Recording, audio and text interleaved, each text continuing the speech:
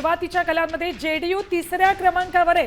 ही आत्ताची सगळ्यात मोठी बातमी आहे। भाजपनंतर आरजेडीनं जोरदार घोडदौड केलेली आहे।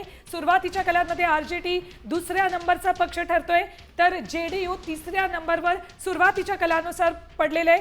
सुरुवातीच्या कलांमध्ये जेडीयू तिसऱ्या क्रमांकावर फेकलं गेलंय, तर आरजेडी भाजपनंतर जोरदार घोडदौड करताना दिसतंय। पुन्हा एकदा सम्राटजी तुमच्याकडे येते।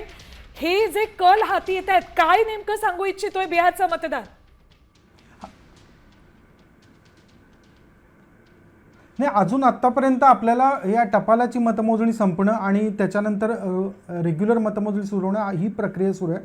त्यामुळे ह्या कलांवर जाऊन आता पटकन बघणं मला त्याबद्दल बोलणं योग्य वाटत नाही। कारण हा अजून एक 15 ते 20 मिनिटांनंतर ज्यावेळी ईव्हीएम मधल्या मतमोजणीचा भाग समोर यायला लागेल त्यावेळी जास्त वेगानं आपल्याला कल समजायला लागतील। पण जेडीयू आणि आरजेडी यांच्यामध्ये फार मोठी गॅप असेल असं चित्र पुढच्या टप्प्यामध्ये सुद्धा दिसेल असं मला अजिबात वाटत नाही। इतकं मी सांगू इच्छितो। चावके सर, मी तुमच्याकडे येतो। राष्ट्रीय जनता दल लालू प्रसाद यादव यांचा पक्ष तळागाळात हा पक्ष रुजलेला आहे। म्हणजे दलित असेल किंवा अजून पिछडी जमात असेल यांच्याविषयी लालू प्रसाद यादव किंवा त्यांच्या पक्षाने केलेलं कार्य अजूनही तिथली जनता विसरली नाही। आपण बघतोय की सुरुवातीचे जे कल येतात ते सुद्धा आरजेडीच्या बाजूने आहेत।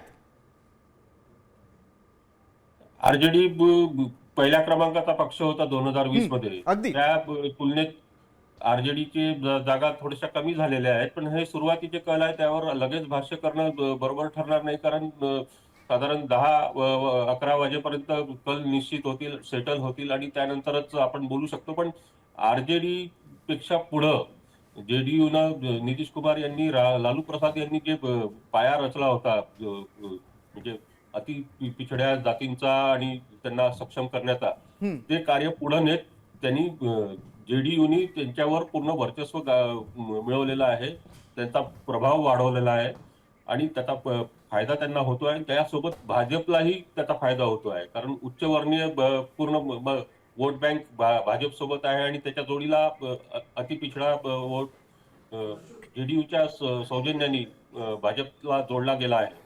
तर हे समीकरण तसं स्ट्रॉंग आहे आणि यात काही शंका नाही की कदाचित 150-160 पर्यंत जाईल भारतीय जनता पक्ष जेडीयू।